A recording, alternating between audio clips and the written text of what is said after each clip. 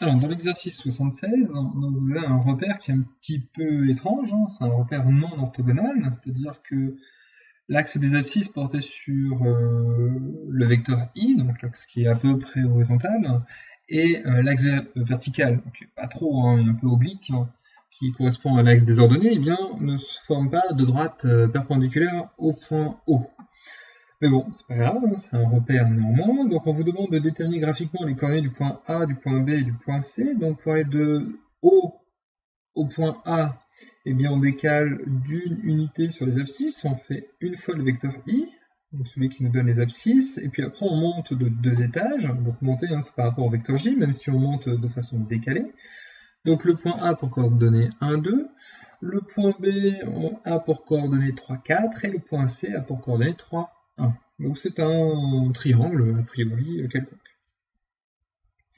Donc on vous demande de déterminer les coordonnées du vecteur AB, donc ça ne change pas, hein, peu importe le repère. Dès qu'on a un repère, les coordonnées du vecteur AB correspondent à la soustraction, comme on a vu dans le cours, hein. Donc xb moins xa, yb moins yk, toujours le point d'arrivée moins le point de départ, donc on remplace et on trouve 2.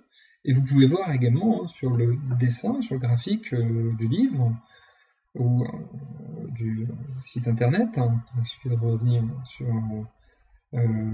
cette page, et vous avez, en partant du point A pour aller au point B, eh bien, 2 unités à décaler sur la droite vers le bas, c'est-à-dire vers l'axe des abscisses, hein, porté par le vecteur I, donc 2 fois le vecteur I, et puis après il faut monter de 2 fois le vecteur J, hein, plus 2 fois le vecteur J, d'où le 2 et le 2 qui est ici, hein, c'est 2i et 2j. I pour l'axe des abscisses et j pour l'axe des ordonnées. Et de même pour le vecteur AC, pour aller de A vers C, eh bien je décale de 2 unités et je descends de 1 unité, donc ça fait 2 fois le vecteur I moins 1 fois le vecteur J, hein, ça correspond à ça en fait, la lecture des coordonnées de vecteurs, comme on a la collinarité, on peut faire ça.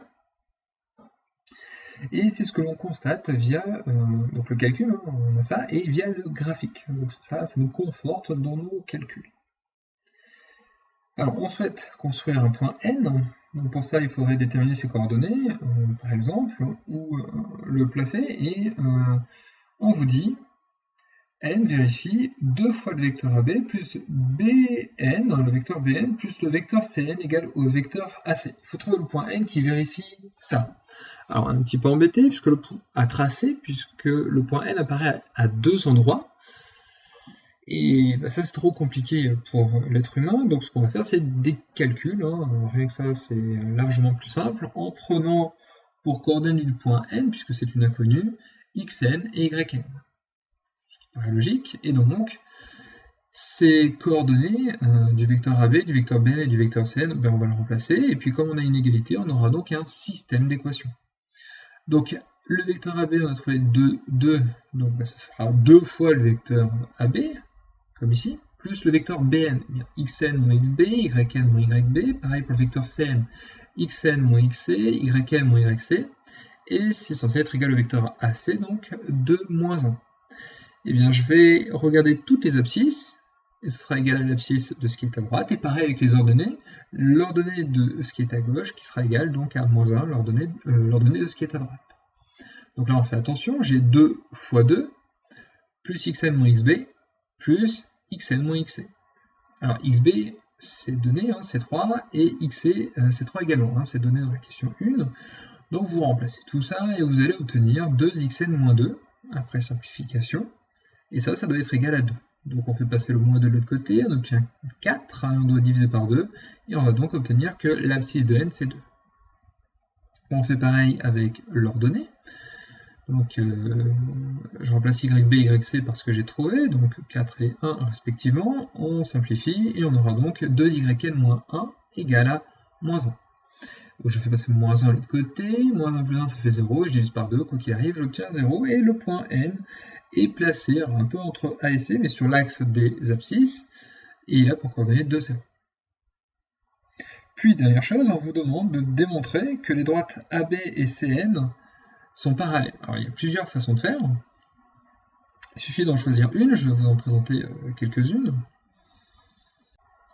Donc ici, ce que l'on va faire, c'est utiliser l'expression qui est donnée à la question 3. Et je vais utiliser shall sur ce vecteur-là, le vecteur bn. Donc de AB, je recopie. Et le vecteur bn, je vais insérer le point A et le point C. Pour simplifier, pour essayer d'harmoniser tout ce qui est donné. Donc ce qui va me faire, bien, le vecteur bn, ça va faire BA plus AC. Alors là non, c'est plus CN, donc là je me suis trompé. Donc j'insère le point A et le point C. BA plus AC, ça fait bien BC. Si là ici, vous supprimez ce que j'ai mis. Et ici, c'est pas AC, c'est CN. Et puis le deuxième CN qui est ici, qui est recopié, égale à AC, qui est recopié également. Donc, une fois que c'est fait, eh bien j'ai CN plus CN, celui qui est enlevé là ici, donc ça me fait 2CN qui est mis ici. J'ai 2AB plus BA. Alors ça se simplifie également, puisque 2 fois AB, c'est AB plus AB. Et AB plus BA, ça me fait le vecteur AB plus BA, j'utilise shall à nouveau, ça me fait le vecteur AA, et donc c'est le vecteur nul. Donc il me restera une fois le vecteur AB qui est ici. Et puis le AC qui est là et qui est là se simplifie, j'élimine de part et d'autre, on sait que ça se manipule comme les nombres, les vecteurs, et donc j'aurai le vecteur nul. Donc cette égalité-là se simplifie en ça. Donc ça c'est important pour ceux qui auront en première spécialité, d'être capable de manipuler la règle de Shall à bon escient pour, lorsque j'ai une inconnue qui apparaît à deux endroits qui est trop compliqué pour pouvoir tracer le vecteur en question, parce que ici je ne peux pas le tracer, le point N est inconnu, mais si je n'avais pas de coordonnées, ce qui sera le cas l'année prochaine, vous aurez néanmoins à le placer ou essayer à déterminer graphiquement la position de ce point N. Et donc le lieu, c'est comme dans le principe des équations, d'isoler l'inconnu, et donc il doit apparaître qu'à un seul endroit. Pour ça, il faut déjà qu'il n'y en ait qu'un seul, et pas comme c'est indiqué dans la première partie. Donc, bien là, je peux faire passer le 2CN à droite. Je vais donc avoir AB égale, ici c'est additionné, donc ça va être soustrait, moins 2CN, et ça me permet de dire, sans faire de gros calculs, c'est-à-dire de coordonnées, ou ce genre de choses, comme on a pu le faire dans cette partie-là, il y a que les vecteurs AB et CN sont collinéaires. Et ça tombe bien, parce que la question, c'était de montrer que AB et CN sont parallèles. Donc ça, c'est une première façon de faire.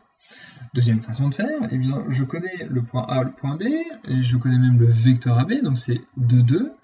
Bien, comme je cherche à montrer que CN est parallèle à AB, eh bien, si j'avais les coordonnées du vecteur CN, ça serait parfait. Ça tombe bien, le point C, j'ai ses coordonnées, c'est 3, 1, et le point N, on vient de le trouver. Donc on peut également calculer le vecteur CN, donc je vais trouver moins 1 et moins 1, et là, clairement, c'est très facile, puisque l'abscisse est égale à l'ordonnée, tout comme pour le vecteur AB. Je peux faire le déterminant, je peux faire la recherche directe du nombre lambda, le coefficient multiplicateur, et je vois tout de suite, sans faire de gros calculs comme ça, si ça vous paraît assez compliqué, puisque là j'ai le choix. Donc, effectivement, on peut comparer comme ça. Donc, je peux choisir une autre méthode qui me semble plus simple. Donc ici, la recherche avec les coordonnées de vecteurs du coefficient de proportionnalité. Et j'en déduis que les vecteurs sont donc collinéaires et que les droites sont parallèles. Par contre, cette méthode-là, ce qui est avantageux, c'est que je n'ai pas besoin des coordonnées. Et je pourrais refaire ce genre de choses sans avoir de point A, de point B, de point C placé, de point N également, puisque là je ne le connais pas. Et en fait, ça marche dans tous les cas. Peu importe le point A, B et C, ça ici, je n'ai pas manipulé de coordonnées et je sais que A, B et C sont forcément parallèles. Donc c'est ça qui est assez fort dans cette manipulation et donc il serait bon de maîtriser pour l'année prochaine.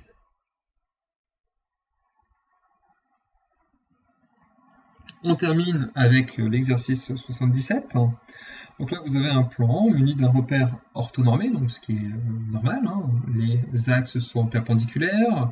La norme, c'est-à-dire la longueur des différents vecteurs ici, I et J, ont la même distance, la même longueur, et on considère 4 points A, B, C et D dont on vous donne les coordonnées. Donc moi, je vous invite à faire directement un dessin et de les placer. Puis on vous demande de démontrer que les vecteurs AC et BD sont, savoir s'ils sont collinaires ou pas. Donc ça on a déjà vu, il suffit de calculer les différentes coordonnées des vecteurs. Donc là vous avez les solutions, sauf erreur de calcul. et puis avec le déterminant, différentes façons de faire. Hein. Donc là, ici, j'ai les mêmes coordonnées, ici, j'ai pas les mêmes, donc je vois que ça ne l'est pas. Pour passer de moins 1 à moins 3, je multiplie par 3, mais pour passer de moins 4 à moins 3, je multiplie pas par 3. Je fais le produit en croix et le déterminant. Je vois que c'est pas proportionnel, donc quoi qu'il arrive, les deux vecteurs ne sont pas collinaires. Donc on vous demande de démontrer que le quadrilatère ABDC est un trapèze. Donc bien, je vous invite avec le dessin à regarder pourquoi c'est un trapèze, pour avoir une idée de ce qu'il faut démontrer. Donc pour rappel, un trapèze, c'est juste un quadrilatère dont deux côtés opposés sont parallèles. Ils sont pas forcément égaux, et c'est pas 2 à 2 parallèles, sinon ça serait mieux qu'un trapèze, ça serait un parallélogramme. Pour un trapèze, il suffit juste d'avoir deux côtés opposés parallèles. Donc là, vous voyez que c'est le côté AB et le côté CD, donc il faut montrer que ces deux côtés-là sont parallèles, et pour ça, eh bien, il faut regarder le vecteur AB et le vecteur CD, ou le vecteur BA et le vecteur DC, peu importe. Donc on calcule, et cette fois-ci, on voit que ces deux vecteurs-là, directement, si je multiplie ces deux nombres-là par 2, j'obtiens celui-ci, donc AB égale à 2 fois le vecteur CD, c'est-à-dire qu'ils sont collinaires, et donc que les droites sont parallèles. Et en conséquence, j'ai que le quadrilatère ABDC est un trapèze. Donc voilà, ça se fait bien. À démontrer par contre, en termes géométriques comme au collège, on est vite bloqué, alors que là, ça se fait très vite, un petit calcul, deux soustractions, un produit en croix, et hop, c'est bouclé. Alors, question 3, on insère un autre point, le point E, coordonnée 3, 4. Vous pouvez le placer également sur le dessin. On vous demande de démontrer que les coordonnées du milieu M du segment AB sont 0, 2. Petit rappel, on peut faire ça sans utiliser le milieu, on peut faire ça avec les milieux. Donc sans utiliser le milieu, ça fait partie du chapitre sur le repérage du plan. Donc c'est XA plus XB sur 2, YA plus YB sur 2. On peut le faire également avec les vecteurs, donc c'est ce que je vais vous présenter. Si M est au milieu, eh bien A fois M, AM, pardon, n'importe quoi, le vecteur AM, pour aller de A à M, en fait, ça revient à faire la moitié du chemin pour aller de A vers B. Donc, une égalité sur les milieux, c'est que le vecteur AM est égal à 1/2 du vecteur AB. Donc pour ça, j'ai une équation vectorielle dont une inconnue, c'est le point M. Donc je peux transférer ça en équation, mais cette fois-ci de nombres. Le vecteur AM, c'est xm moins xa, ym moins yk. Ici, là-dedans, je ne connais que A, c'est-à-dire xa, yk, ce que je vais remplacer. Puis 1/2, je laisse 1/2. Et le vecteur AB, on l'a calculé plus haut, c'est moins 4, 2. Donc je peux simplifier toute la partie de droite. 1/2 fois ce vecteur-là, eh bien, ça me fait moins 2, 1. Et j'ai donc remplacé A.